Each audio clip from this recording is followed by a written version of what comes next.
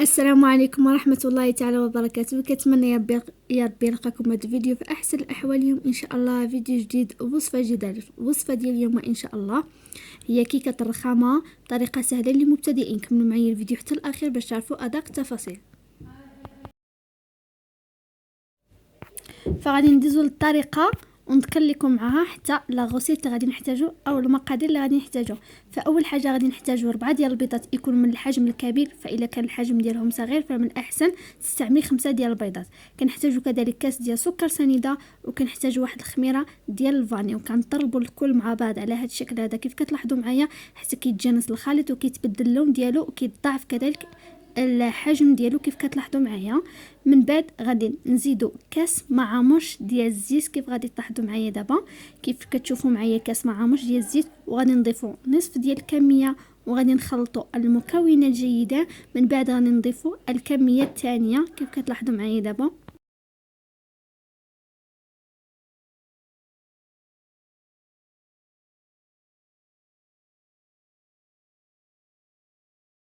من بعد ما خلطنا المكونات جيدا وضفنا الزيت الكميه الاخيره والثانيه وخلطنا المكونات جيدا، غادي نضيف كاس ديال الحليب كيف كتلاحظوا معايا، ومعاه كاس صغير ديال الماء الدافئ. كيف شفتوا معايا الحجم ديال الصغير، الحجم ديال الكاس هو صغير، فغادي نعمروه بالماء الدافئ وغادي نخلط المكونات وغادي نضيف الدقيق. بالنسبه لي انا استعملت الطحين الحرش، خدا ليا 3 د الكيسان ونصف ديال الطحين حرش، لان الطحين حرش ما كيشربش القوام ديالو دغيا.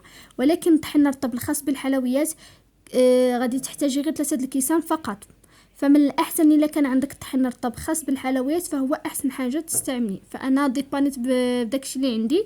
وكذلك كنحتاج 2 خمارات ديال الحلوى، وكنخلط المكونات جيدا وكنضيف الدقيق بشويه بشويه تدريجا حتى كنحصل على قوام متماسك وجيد كيف غادي تلاحظوا معايا دابا. فانا كنضيف دائما الدقيق بشويه بشويه حتى كنحصل على قوام يكون متماسك، وكيف غادي تلاحظوا معايا دابا.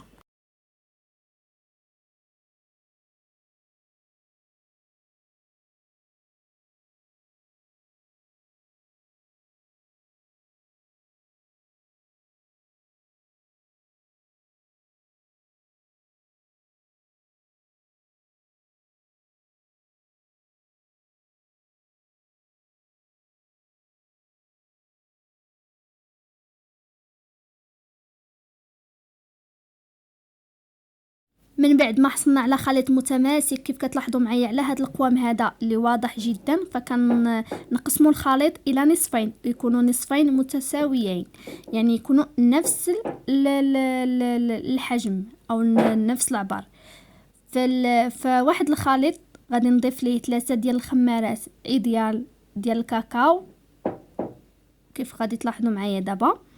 فإلا كان متوفرش عندك هاد الخمارات ديال الايديال ديال الكاكاو فممكن انك تعوضيهم بالكاكاو المور، 2 معالق كبار ديال الكاكاو المور. فانا كنستحسن بهذا ديال الايديال، كيكون فيه واحد اللوغو زوين كيجي مع المذاق ديال هاد الحلوى اولا هاد الكيكه ديال الرخامه. هو احسن من الكاكاو المور في هاد التحليه او في هاد الكيكه هذه عفوا.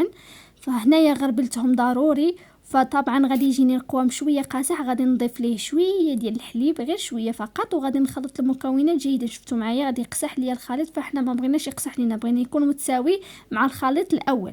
فغادي نضيف ليه غير شويه ديال الحليب حتى كنحصل على خليط نفس اللوغو ديال الاول ديال الخليط الابيض.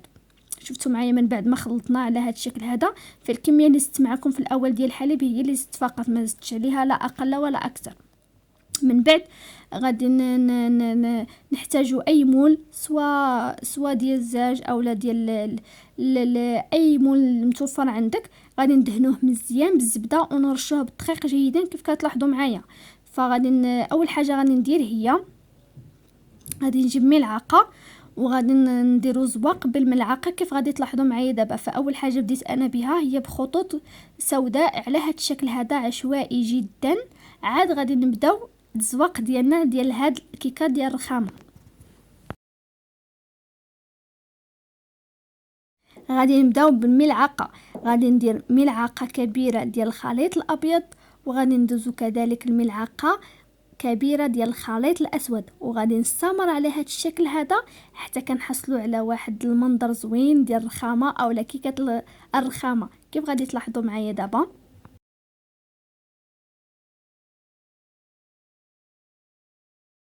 وكنستمروا على هذا الشكل هذا، ملعقه من الخليط الابيض وفوق منها فوق داك الخليط الابيض غادي ندير ملعقه ديال الخليط الاسود، وكنستمر على هذا الشكل هذا، ملعقه من الخليط الابيض ملعقه من الخليط الاسود، حتى كنحصلوا على صراحه هذا المنظر ديالو كيكون زوين، يعني ما تحتاجيش اصلا تزيني ولا حتى شي حاجه، يكفي هذا المنظر ديالو كيكون رائع جدا.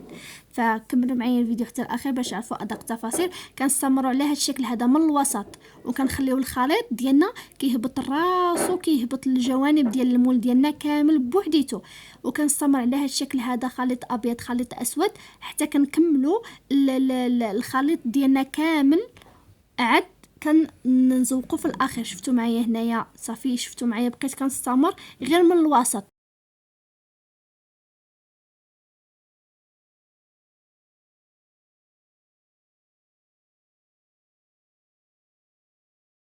صافي من بعد ما كملنا الخليط ديالنا كامل، كنجيب اي موس وكنستمر على هذا الشكل هذا، خط كنمشي به وخط كنجي به على هذا الشكل هذا. فممكن انك تغيري الزواق على حسب ما بغيتي نتيا. صافي فانا اختاريت هذا الزواق هذا بحال ملفي على هذا الشكل هذا. بالنسبه للنار ديجا يكون الفران سخن مزيان، كنحطوها فوق نار مهيله جدا حتى كطيب على خاطرها جيدا، وعاد كنهبطوها تحمر من الوجه ديالها. بالنسبه للناس اللي عندهم فران ديال الغاز، الناس اللي عندهم الفران ديال الضو فكطيب على 180 درجه. صافي هنا يخرجها من الفران كيف شفتوا معايا. فانا عجبني هذا الزواق ديالها من الفوق فممكن انك تزينيها وممكن كذلك ما تزينيهاش. فانا اختاريت انني ما نزينها، وعجبتني بهذا المنظر هذا، كتجي خفيفه وناشفه ولذيذه كذلك، المذاق ديالها كيكون زوين. غادي نقطعها معكم كذلك، شوفوا معايا كيف جات.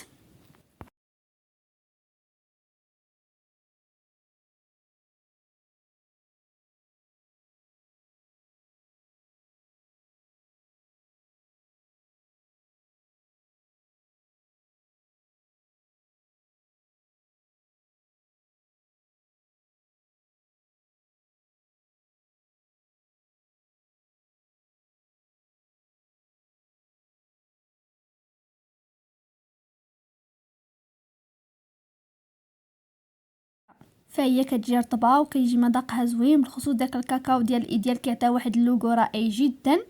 وكذلك ممكن انها تحتفظي بها حتى 3 ايام ما غادي يوقع لها حتى شي حاجه، وزوينه حتى الاطفال الاستراحه يدوها معاهم. الاستراحه الاطفال اللي كيمشيو للحضانه بحال هكا يدوها معاهم كاكله رائعه جدا وخفيفه.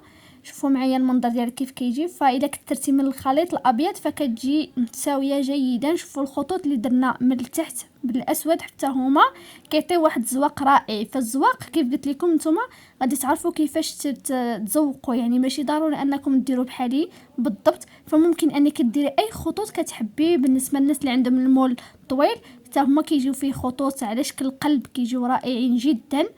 وهذه هي الوصفه ديال اليوم. كنتمنى يا ربي ينال الاعجاب ديالكم الفيديو ديالي ونكون خفيفه ظريفه على قلبكم. ما تنساوش ديروا لايك للفيديو، واذا كنتوا اول مره كتستافدوا القناه ديالي ديروا الاشتراك في القناه باش يوصلكم كل جديد ان شاء الله باذن الله. ما تنساوش كذلك تبارطاجيو الفيديو مع الاهل ديالكم الاصدقاء ديالكم باش تعاونوني حتى انا باش نولي نزيد لقدام ان شاء الله. ومع السلامه ان شاء الله في فيديو جديد ووصفه جديده. فاقترحوا معايا، اقترحوا عليا شي وصفات يكونوا جداد في الكومنتات، راه كنقرا جميع الكومنتات وكذلك كنجاوب على جميع الكومنتات. وما تنسوش كذلك ديروا لايك للفيديو. دائما كنكررها، ديروا لايك للفيديو لحقاش الاغلبيه ديال الناس كيتفرجوا في الفيديو ما كيديروش لايك للفيديو. ومع السلامه ان شاء الله في فيديو جديد ووصفه جديده.